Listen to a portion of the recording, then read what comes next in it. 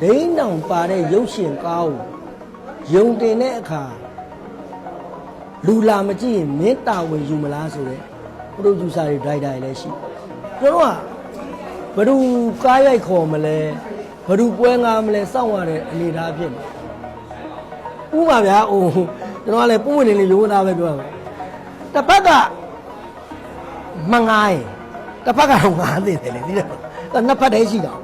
အဲ့တော့ဟိုဘက်ကလည်းမငားဘူးဒီဘက်ကလည်းမငားဘူးဟိုဘက်မှလည်းမရဲအောင်ဒီဘက်ကမှလည်းမရဲအောင်ဆိုတော့အဲ့ဒါပေါ့ကြားတဲ့ငုံတုံမိတာဟုတ်အဲ့ဒါ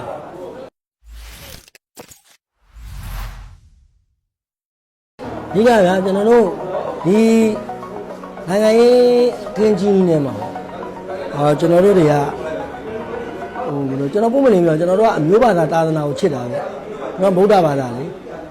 ကျွန်တော်မနေ့မိုးလင်းမျက်နှာသိတဲ့တရဏဂုံတင်ပြီးသားဘုရားကအမြဲတမ်းအချိန်ပြည့်ရွတ်နေတဲ့ကောင်ကျန်တဲ့ကိစ္စတွေကတော့ကိုယ့်ဘာကိုကနည်းနည်းမြန်မာလူမျိုးဗုဒ္ဓဘာသာဒါပေမဲ့ကရင်သွေးနည်းနည်းပါတယ်စကားပြောကြမ်းကြမ်းလိုက်နှလုံးသားကတော့လူအဲ့တော့ပွဲနဲ့ပတ်သက်ပြီးတော့ပြောရမယ်ဆိုရင်တော့ပွဲငါးတွေလည်းနေသွား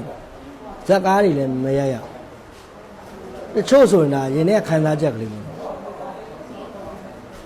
ဒိန်းတောင်ပါတဲ့ရုပ်ရှင်ကားကိုယုံတင်တဲ့အခါလူလာမကြည့်ရင်မင်းတာဝန်ယူမလားဆိုတဲ့ပရိုဂျူဆာတွေဒရိုက်တာတွေလည်းရှိနံပါတ်1ပေါ့နော်မရရခြင်းအကြောင်းရင်းပြီးတော့ကျွန်တော်တို့မှာမြန်မာအသံတို့မြောက်တွေရုပ်တံတွေလည်းရှိတယ်သူတို့ကြတော့လေပရိုဂိုင်နဲ့လဲနေတဲ့အခါကျတော့တစ်နှစ်တစ်ချိန်လောက်တော့မြောက်တွေကရရပါတယ်မြန်မာအသံကတော့တစ်ခါပဲရရသေးတယ်အခုချိန်ကြီးတော့ဘာမှမရရတော့ဘူးပေါ့နော်လုံးမရဘူးနောက်တစ်ချက်ကျွန်တော်ဒီအခင်းချင်းကာလမှာကျွန်တော်တို့အပြင်ပွဲတွေဗမာမကတော့ဌာနဆိုင်ရာပွဲတွေရှိမယ်ဟုတ်လား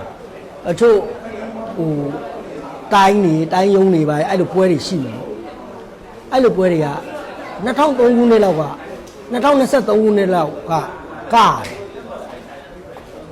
အခု2024 25မှာအဲ့ဘက်တွေလည်းပွဲမကားပြန်ကျွန်တော်ကဘယ်သူကားရိုက်ခေါ်မလဲဘယ်သူပွဲငါမလဲစောင့်ရတဲ့အနေအထားဖြစ်နေဥပါဗျာဟိုကျွန်တော်ကလည်းပုံဝင်နေလေးရိုးသားပဲပြောတာတစ်ဖက်ကမငားရင်တစ်ဖက်ကတော့ငားသိတယ်လေဒီတော့နှစ်ဖက်တည်းရှိတာအဲ့တော့ဟိုဘက်ကလည်းမငားဘူးဒီဘက်ကလည်းမငားဘူးဟိုဘက်မှလည်းမရဲအောင်ဒီဘက်ကမှလည်းမရဲအောင်ဆိုတော့အဲ့ဒါပေါ့ကြားတဲ့ငုံတုံမိတာဟုတ်အဲ့ဒါကျွန်တော်တို့ပွဲမကရတာကြတော့ဘယ်လိုခေါ်မလဲကျွန်တော်အေးဟိုစားလို့တောက်လို့ရပါတယ်အချို့ကျွန်တော်တို့နဲ့ဆက်နွယ်ပတ်သက်တဲ့ပုံကိုယ်တွေပေါ့တို့အစည်းအဝေးနေပြီလူရှင်တော်တွေပွဲတွေပါတိတ်မရကြတော့စိတ်မကောင်းတော့ဖြစ်မိတာပေါ့အနုပညာသမားဆိုတာကတော့အနုပညာအလုပ်ကိုလုပ်နေရမှာအသက်ရှင်တာအခုအဖေကြီးတယောက်ကိုပဲအသက်80 80လောက်ရှိတဲ့အဖေကြီးတယောက်ကိုပဲဖေးပွဲလေးတစ်ပွဲတော့လိုက်ခဲ့ပါဆိုအဲ့ဒီမှာသူတို့ဒီနေ့ခေါ်လိုက်တယ်တပတ်ခါထွက်ကမယ်ဆိုရင်အဲ့ဒါမနှက်ပြန်မနှက်လောက်ကစားပြီးအဝတ်စားထည့်နေတာအဲ့လိုပေါ့အနုပညာသမားဆိုတော့အဓိကအနုပညာအလုပ်မလုပ်ရတဲ့အတွက်ရင်ထဲမှာတမျိုးပဲအနုပညာသမားကအနုပညာအလုပ်ပဲလုပ်ရမှာလေတော့ဒါနဲ့ဝမ်းသာရှာတာဟုတ်အဲ့တော့အနုပညာသမားအနုပညာအလုပ်မလုပ်ရတော့ရင်ထဲတော့မကောင်းဘူးလုပ်တော့လုပ်ချင်တာပေါ့ဟုတ်ကဲ့ကျွန်တော်တို့ပေါ့နော်အရင်တုန်းကလိုပဲပေါ့ချို့တိုင်းပွဲတွေဌာနဆိုင်ရာပွဲတွေလည်းအလင်းသိရင်ခေါ်ပါဦးနော်ခေါ်ပေးဖို့လည်းကျွန်တော်ပြောချင်ပါတယ်